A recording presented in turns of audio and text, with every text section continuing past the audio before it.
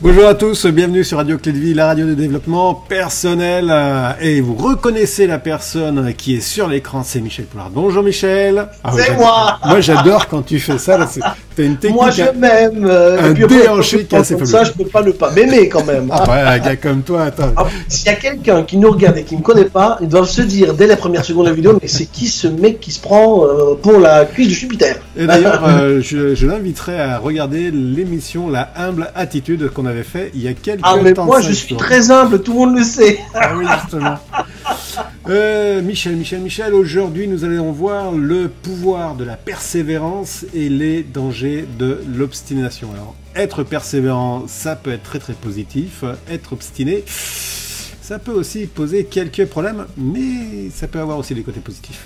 Allez, à toi l'antenne. Voilà, Alexandre, t'as tout dit, on peut clôturer l'émission. Eh ben, merci à tous, nous vous remercions et la prochaine émission sera sur la motivation. Allez Michel. Alors la persévérance, j'ai choisi consciemment ce titre parce que souvent on confond la persévérance avec l'obstination. Ouais. Alors la persévérance, pour déjà comprendre, pour poser des bases intéressantes, c'est d'arriver à lui donner une interprétation, une signification plus ou moins cohérente. La persévérance, c'est la capacité de persister ou de tenir bon malgré les difficultés et les vents contraires. Ouais. Persister et tenir bon malgré les difficultés et les vents contraires. Et ça, c'est une signification qui peut justement plaire aux optimistes, parce que l'optimisme, c'est justement cette capacité à aller de l'avant malgré les vents contraires. La persévérance, c'est aller au bout de son idée ou d'une démarche, malgré les difficultés qui peuvent se présenter à vous. Ça fait appel à plusieurs qualités, la persévérance. Pour faire écho à nos autres émissions, on le sait maintenant, moi je suis plutôt féru d'optimisme, je suis d'ailleurs un expert en optimisme, c'est que pour persévérer, il faut avoir une bonne dose d'optimisme. Parce que rien de plus atroce pour n'importe qui de devoir continuer à persister, à travailler sur une idée ou un projet, alors qu'on n'y croit pas du tout. D'ailleurs, c'est d'ailleurs le grand problème de beaucoup d'entreprises, c'est d'arriver à fédérer une équipe vers un projet qui n'est probablement pas clair pour leurs équipes. On leur demande de rentrer dans un mode de pensée et persévérer dans une voie. Voilà, une équipe commerciale avec des objectifs que le manager seul ou le PDG seul, lui, a vu. Et on demande à tout le monde de persévérer, on y croit, on y va, mais on ne sait pas où on va. Ouais. Donc, très très compliqué. Et l'optimisme est nourri d'informations qui vont lui permettre d'aller de l'avant. Un optimisme, c'est pas l'optimisme BA, on croit qu'on va y aller parce qu'on l'a dit. On croit qu'on va y aller parce qu'on a des éléments qui nous permettent d'y croire. Donc, ce qui est important, c'est d'être optimiste. D'être optimiste et de se dire, quelles sont les raisons qui me permettent aujourd'hui de croire que la raison ou la cause pour laquelle je suis en train de persévérer aujourd'hui arrivera à ses fins. Persévérer veut dire qu'on a un objectif et qu'on a une vision finale des choses. Ceci me mène à parler de la vision, c'est persévérer vers quelque chose qu'on ne voit pas clair, c'est compliqué. D'où l'objectif, et ceux qui font du développement personnel ou qui se font coacher ou qui font du coaching ou qui n'en font pas mais que j'encourage à faire du coaching, si votre objectif n'est pas clair, si la clarification de votre objectif n'est pas claire, comment voulez-vous persévérer vers quelque chose qui n'est même pas clair pour vous? On vous perso. C'est-à-dire qu'il y a des gens qui se disent « j'aimerais bien aller quelque part », mais ce quelque part, c'est quoi? J'aimerais bien bouger d'ici. Oui, mais bouger d'ici pour aller où? Oui, quelque part. Oui, mais quelque part où? Et en fait, moins on manque de clarté, moins il est facile de persévérer. Pour aller où? Ben, je ne peux pas persévérer, je ne sais pas où je vais. Ça. Si demain je veux partir en vacances, ouais, je veux partir en vacances. Ouais. Ah, c'est sûr que je partirai en vacances. Ok, mais où? Je ne sais pas. Voilà, ça c'est un petit peu la métaphore, c'est une métaphore que je suis en train de suggérer, mais si pour toi tu ne vas nulle part, si dans ta tête ton endroit c'est nulle part ou quelque part, d'ailleurs il y a un adage qui dit, si dans ta tête tu vas quelque part, tu n'iras nulle part. Donc sous-entendu, si tu veux avoir des raisons de persévérer, il faut que ton objectif soit clair. Si demain tu veux partir en vacances et aller à Rome, eh bien tu sauras déjà quel chemin il faut aller à Rome, et s'il y a un bouchon qui sur l'autoroute, tu peux toujours persévérer, ne pas abandonner. Il y aura peut-être une route secondaire. Et si la route secondaire, il y a un accident sur la route secondaire, ben, il y a peut-être encore une autre possibilité. C'est que tu, voilà, il y a des façons différentes d'aller à Rome. Tu peux y aller en voiture, tu peux y aller en avion, tu peux y aller en train, tu peux y aller en bateau. Et puis même, tu peux même y aller à pied. Il y a des pèlerinages qui se font à pied. Hein, bon, peut-être même en rampant. Bon, ça c'est peut-être moins agréable. Mais... Et tous les chemins mènent à Rome. Exactement. C'est pour ça que j'ai suivi le mot Rome. Bah oui. Dans le sens de la métaphore.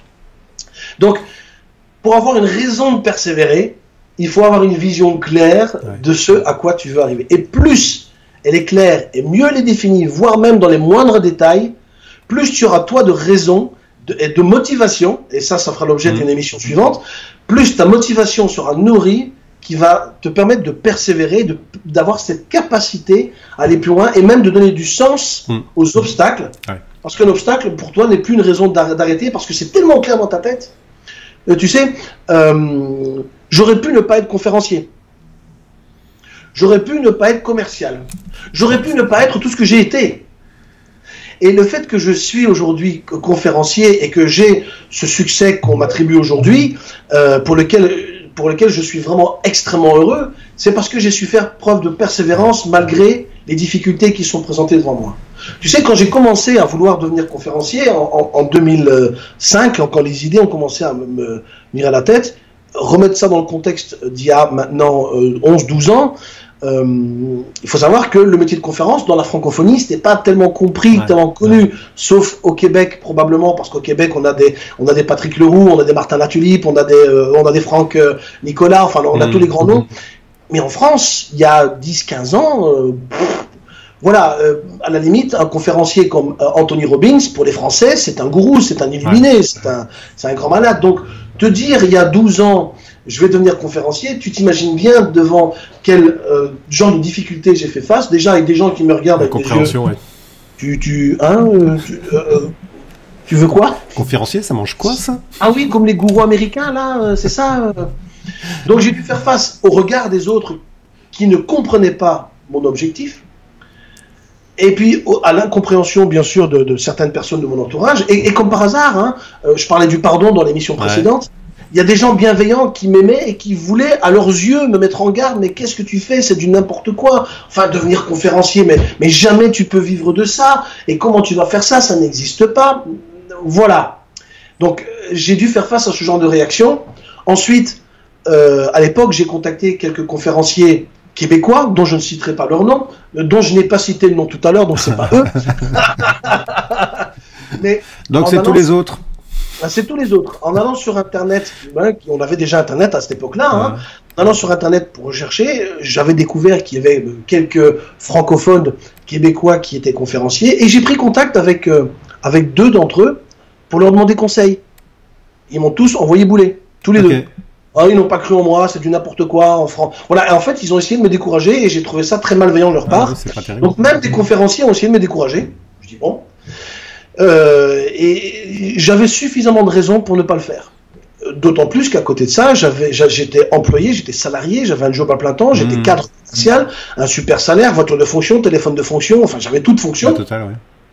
Donc, quel est le fou qui laisserait tomber son métier et cette sécurité avec un contrat à durée indéterminée? Ça faisait à l'époque, parce que à l'époque, ça faisait déjà une dizaine d'années que je travaillais pour ce job. Il fallait être fou, quoi. Il me fallait une vision claire, un objectif clair et suffisamment fort qui m'animait. Ouais.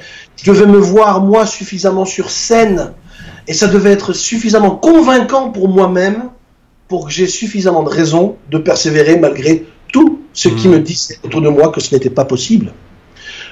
Donc, ce que j'ai commencé à faire, c'est me donner, moi, les moyens d'y arriver. Je me suis donné les moyens d'y arriver par quoi, par exemple? C'est d'agir. C'est pas de me nourrir de ce que les gens ne me disaient pas que je l'entendais pas, mais j'ai commencé à suivre une formation en coaching. Donc, j'ai suivi un master en coaching. Et ce qui est intéressant, c'est qu'en faisant ce master, c'est que j'ai découvert que c'était un milieu qui me convenait complètement.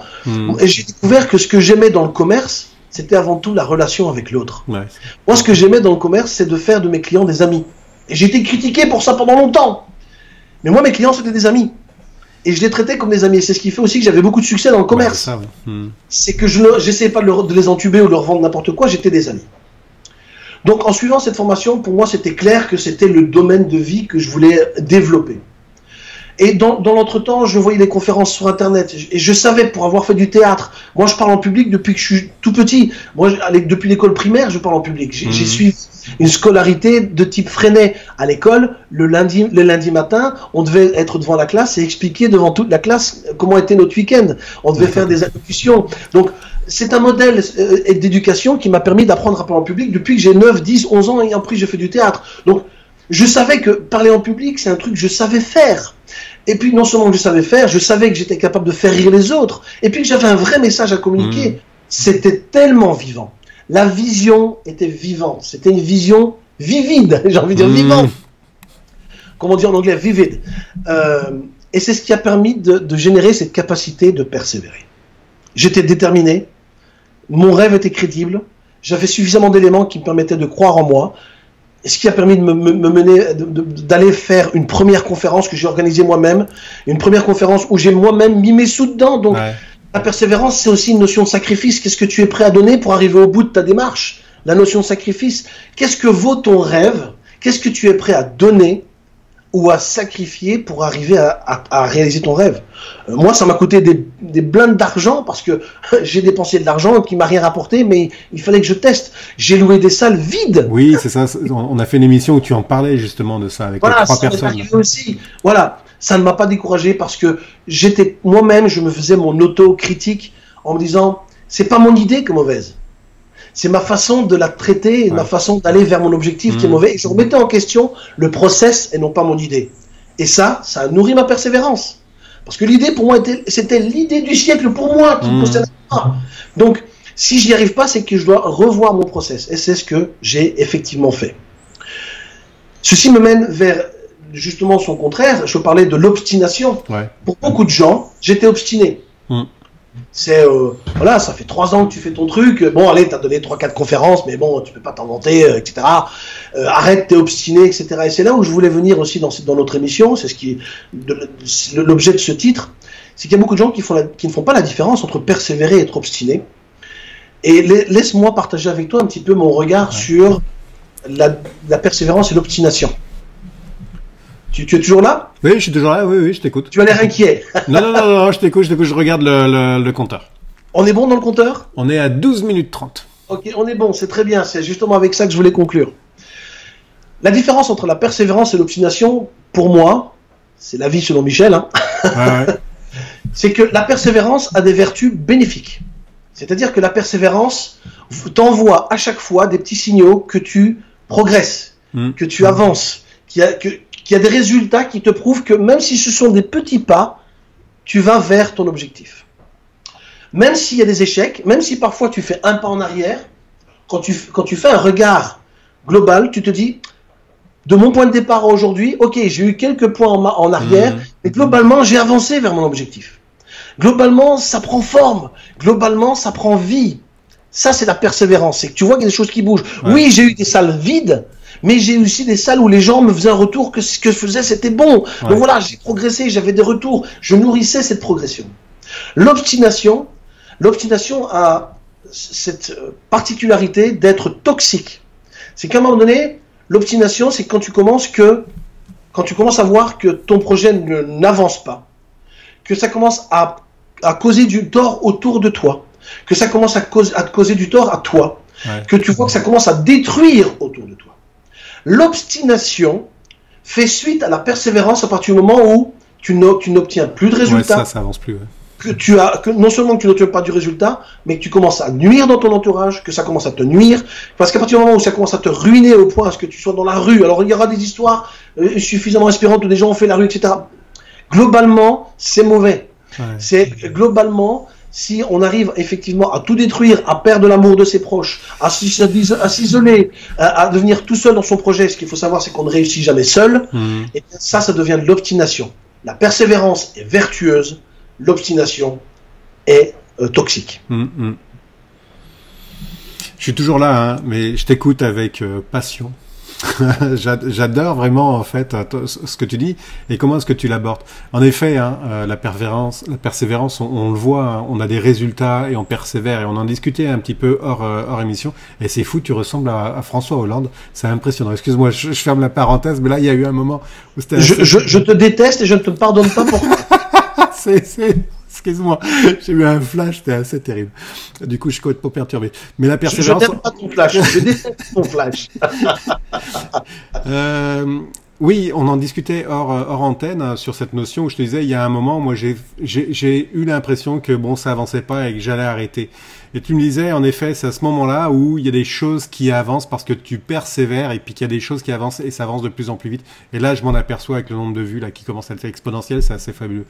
Et par rapport, en effet, à cette notion d'obstination où parfois, quand tu t'obstines, ouais, en effet, tu perds tout et c'est un peu trop tard quand tu t'en aperçois.